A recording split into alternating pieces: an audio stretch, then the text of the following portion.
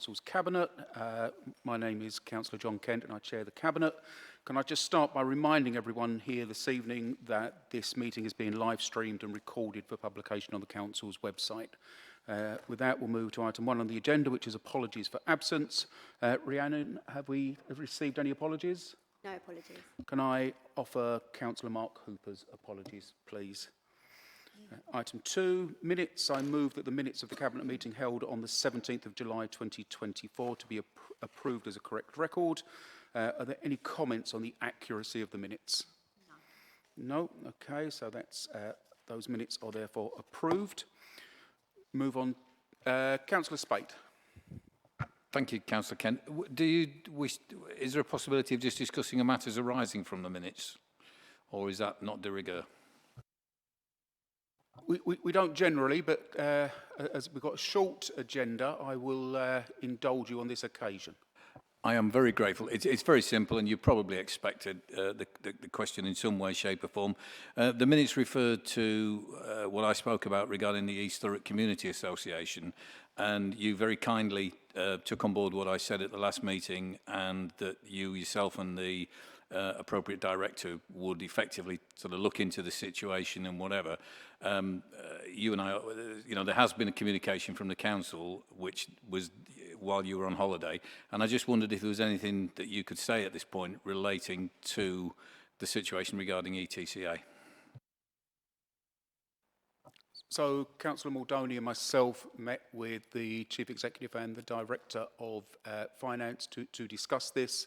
What we've agreed is that we will enter into a form of negotiation with ETCA to see if we can reach an outcome that's satisfactory to both parties. It wouldn't be appropriate to go into any detail on open cabinet, but we have done what we said we would do. Thank you very much. Obviously, I was getting asked what was happening, so I can now go and report back. Thank you very much indeed for your indulgence. Not at all. Item 3, I haven't agreed to any urgent items of business. So item 4, declarations of interest. Does anybody have any interest they wish to declare? No. Item 5, statements of the leader. I don't intend to make statements as a matter of course, only if there are matters of genuine urgency. Therefore, I have no statement. Item 6, briefings on policy, budget and other issues. We have none this evening. Item 7, no petitions have been submitted by members of the public.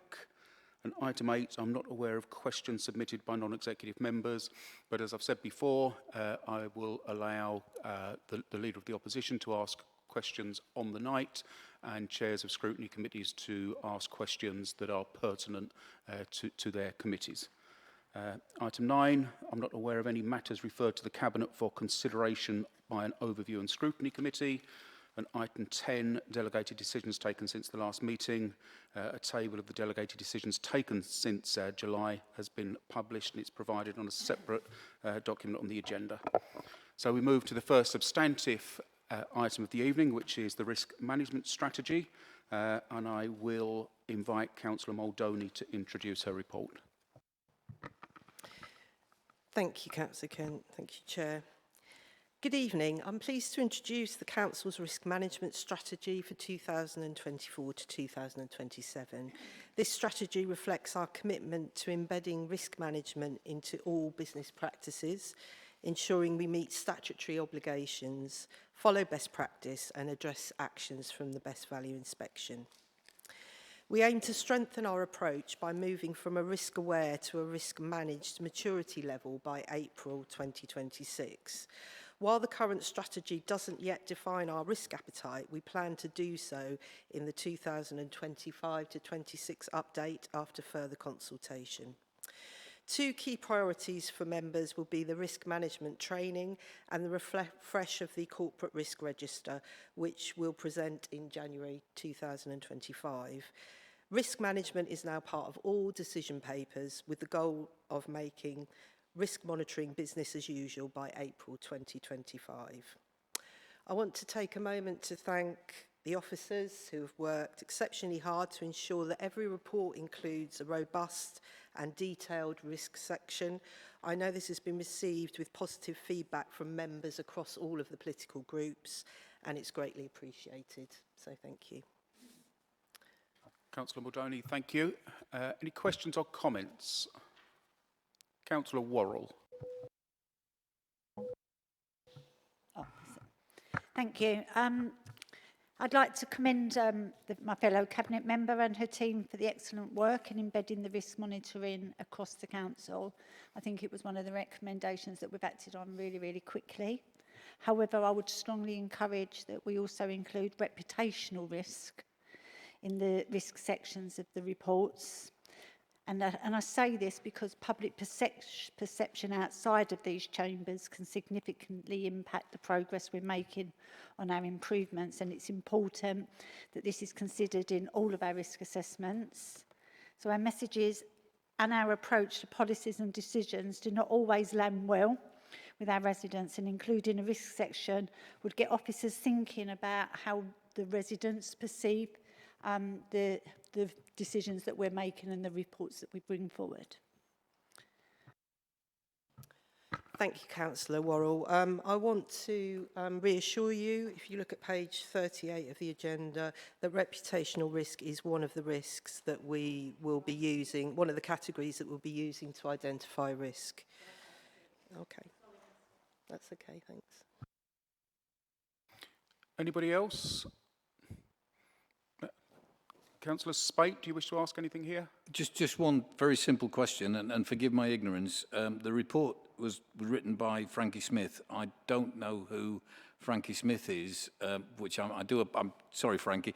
I just think it would be useful where we have this information on reports to actually say who the officer concerned is and what responsibility they hold. It will add weight to the report rather than a figure that I'd never come across. I do apologise, Frankie. Okay, we can effect a proper introduction outside of the meeting, but I think having the role on the front of the agenda item would be useful. We'll take that on. Thank you. Can I just echo what Councillor Worrell has said? Poor risk management was picked up in the Best Value Inspection report very, very clearly. The Best Value report told us that risk management was not well operated at this council. That there were failings in leadership and management when it came to risk management, that the risk management policy wasn't clear on how risks were scored, wasn't clear on how risks should be reported. There was just a welter of stuff there. And this is a significant step on the road to becoming a normal, well-run, well-managed authority. So I really welcome this, and I'm pleased to see it here. With that, Councillor Muldowney, would you like to read the recommendations?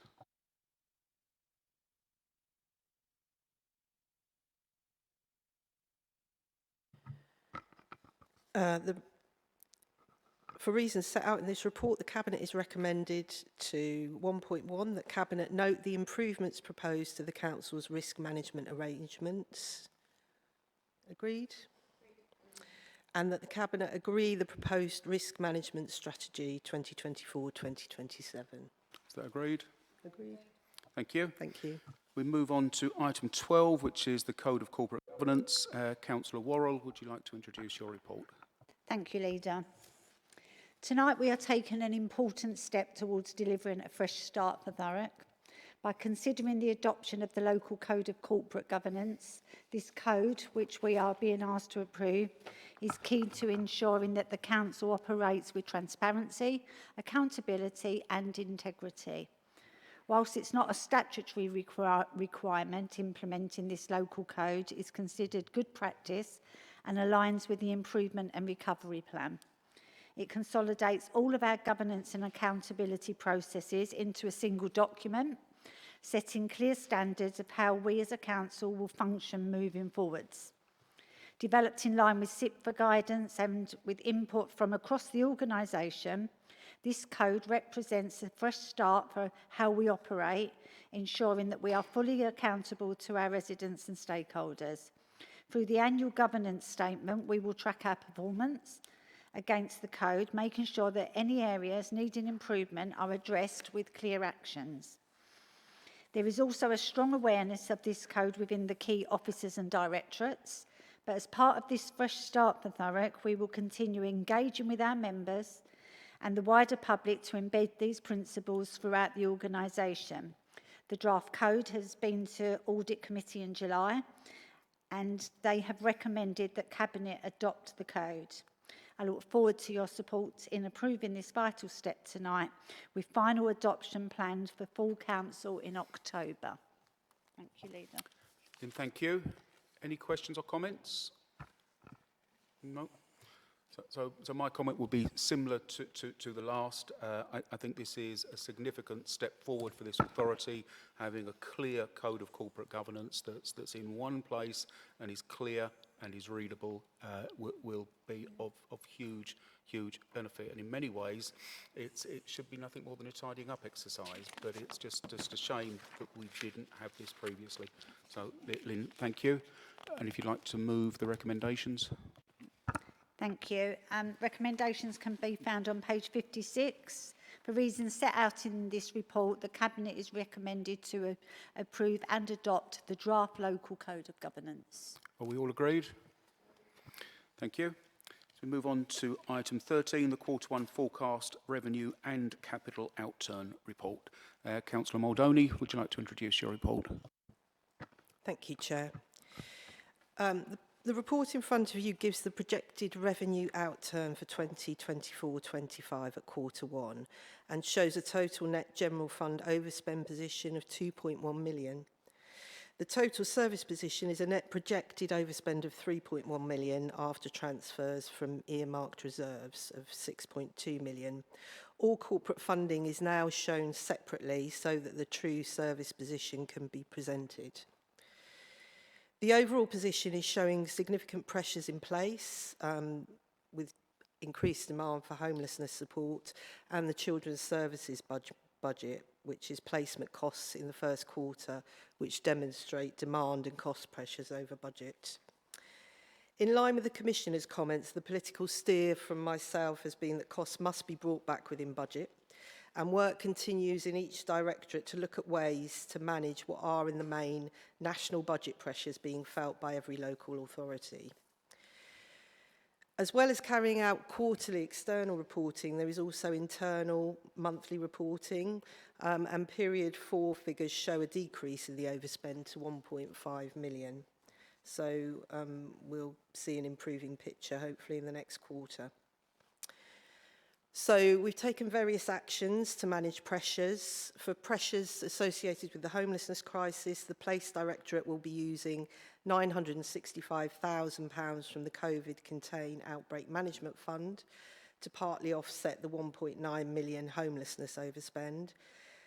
This is a legitimate use of this funding, which if unused will have to be paid back. A homelessness cost control proposal is also being developed. Children's Services faces challenges with rising placement costs, numbers costs and complexity of cases. To support this, the Directorate is working with Empower to review these cases and manage these costs. Transport pressures will be refined once the new term starts and confirmed numbers and routes are known. Then there will be a deep dive on the financials of this. In adult social care, we're currently underspending. However, as we know, the winter period could bring additional pressures, particularly around complex placements and hospital discharges. We've already got 1.3 million set aside for this within the Better Care Fund, but anything over that amount will be reducing the total service underspend. So let's hope we can keep it within that amount. The dedicated schools grant, particularly the high needs block, is under pressure as the entire funding system has long needed a review by government. We're maximising its use to ensure the overall pressures on the general fund is minimised, but this means closer review of the impact on the DSG model is required. There's a significant increase in the number of children who are eligible for education and health care plans, which is one of the factors that's underlying this. So in terms of reserves, we're only using specific earmarked reserves. We'll only be drawing those down. The finance team are currently reviewing all council reserves and balances that will not be utilised by services by the end of the financial year. And any that won't be used will be consolidated into the council's general position. Within corporate services, we're reviewing the options for the NATIS service, and there's a report on that coming to October Cabinet, while finance is addressing interim staff costs with permanent recruitment underway.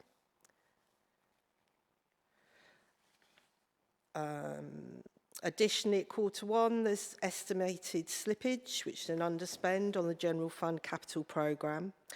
There's a much more in-depth look at that slippage across the board, which will be coming in Q2 reporting. And there'll be an update to Cabinet on the asset disposal programme in a separate report in November. Finally, the monitoring of the 19.9 million savings target has been considerably tightened. As of Q1, we know that 3% of this target is flagged as red, which totals just under £600,000. These have been identified now as unachievable. So that lack of saving will be rolled up into the general position for each relevant directorate within this year's budget. There's a continued focus on the amber section, which is the at-risk savings.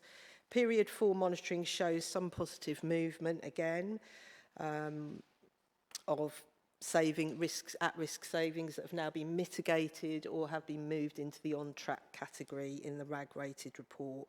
And in the appendices, you'll see that we've got a very detailed report there for each of the cost savings with comments about where they are and obviously RAG-rated, so it's gives members a RAG-rated status for each saving. A report on current position and mitigation actions will be reported to the Finance Recovery Board tomorrow about the at-risk savings.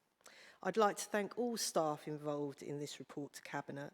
As the Commissioners note in their comments, it's much improved with greater transparency, and reading the previous report, both the risk management paper tonight, strategy paper, and this new format of report, which is much more transparent and detailed and hopefully much easier for members to take on board and understand, is part of this shift in culture and better governance throughout the Council. Thank you. Councillor Muldowney, thank you.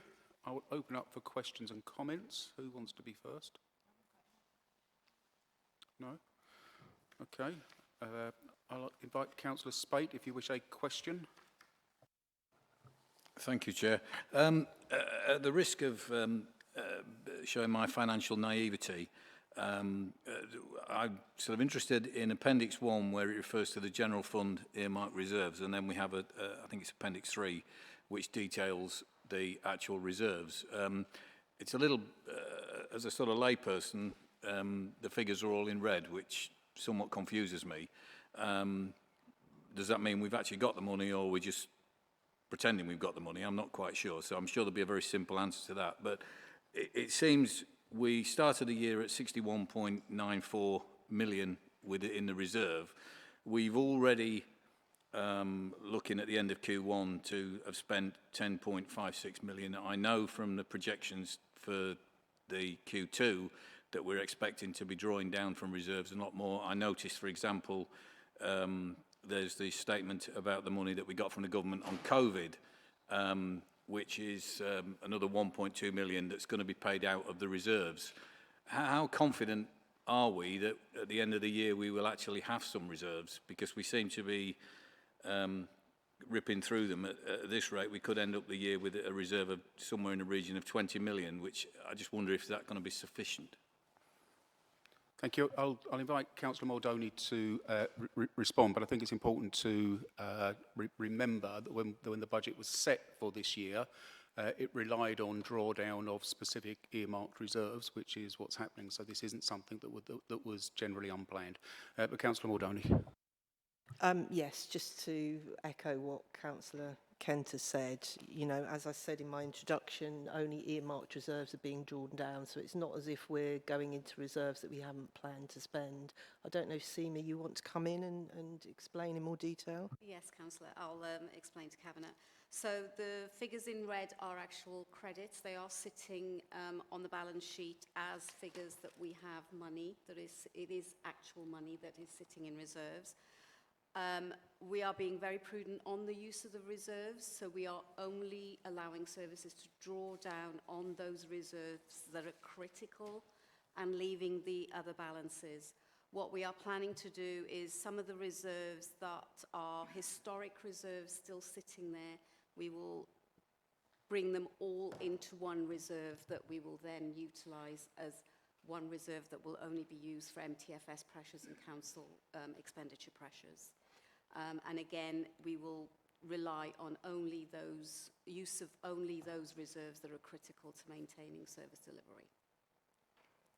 Thank you. As I say, I apologise for being dim, but so we've sort of got two lots of reserves, and we've got earmarked reserves, and then we've got reserved. Is that so? So what actually is the amount of money that this council has in the bank for a rainy day, which is what reserves are there for at this point in time? Only those reserves that are on this schedule, because they're called earmarked reserves because they were earmarked for a specific reason.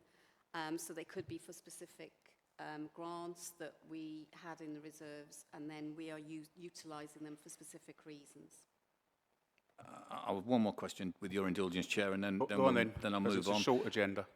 Yeah, so I go back to my initial question. If we're eating the reserves up at a rate of about £10 million a quarter, we should probably, if things stay as they are, it's not unreasonable to suggest that we'll probably eat through another 30 million, which would leave us about 20 million in reserves at the end of the year. In terms of our legal responsibility, is that acceptable? I mean, I know there are certain limits about what we should have in the bank at any given time. So we're not going to run into a problem by eating away at reserves. Probably better something that's explained kind of on a one-to-one level. But this isn't 10 million a quarter being drawn down. This is 10 million that was planned to be taken from reserves at the start of the year. So it's a one-off. It's not recurring. But we can, we can look at getting a briefing on the level of the general unrestricted reserve. But if you think about it the same as a household, you would put money to one side for a holiday, for a car, for this, for that, for the other, and then you'd have a sum of money that you could use for any contingency or any emergency. So the earmarked reserves are money that's been salted away for a specific purpose, will only be used for that purpose. And it still leaves us with a reasonable general reserve that could be drawn down for anything. But for me, the bit that I find just difficult is the fact that we are a bankrupt council. That last year, a balanced budget was delivered with a small surplus, which is fantastic. We then had to go to government for permission to take £206 million in order to pay off interest and to actually deliver a balanced budget. And that makes it all the more critical that the budget that we have inherited, the budget that was set in this February, is delivered. And I'm really grateful to Sarah and to all portfolio holders for the work they've done with their officers to mitigate overspends, to drive them down, and to balance the books at the end of this year, because there is no alternative. We have no alternative but to deliver on this budget, and that's what we will do. The second thing I've got to say is there are £600,000 of identified savings that aren't going to be delivered. There are significant savings that we are having to do more work on to ensure they're delivered. And I just remind everybody that there is little culture in this organisation of identifying or delivering savings. Between 2016 and 2022, there was £1 million worth of savings in total identified and delivered. That's one of the reasons that we are in the mess that we're in now. That is not acceptable, and that can't happen again. So again, I'm grateful to officers and to portfolio holders for the work they're doing to make sure that we do deliver on these savings, and that we identify the £18 million worth of savings we'd need for next year in a way that ensures that they'll be delivered and ensures that they do as little damage to the front line as possible. There's lots of work going on that, and I'm really grateful. With that, Sarah, I will ask you to move the recommendations. Thank you, Chair. I move the recommendation 2.1 to note and comment on the council's service position and forecast overspend position as at Q1 of 3 million and 3.07 million. Is that agreed? Agreed. Thank you. That the service pressures highlighted and the actions being taken to mitigate these be noted. To resolve the overspend forecast against the current year budget with a review of progress by the end of September 2024. Is that agreed? 2.3 to note and comment on the capital programme and the anticipated general fund capital programme slippage of 11.776 million projected in the report. Is that agreed? Recommendation 2.4 to note that this position will remain provisional while further financial review is carried out and will be presented in the next quarter report. Is that agreed? And finally, 2.5, to note that the Q2 report will present a movement between quarters to demonstrate the direction of travel. And again, is that agreed? Thank you. Thank you. So that concludes the business of the meeting. So I now declare the meeting closed at 25 minutes past 7. I thank everybody for their attendance and wish everybody a safe journey home.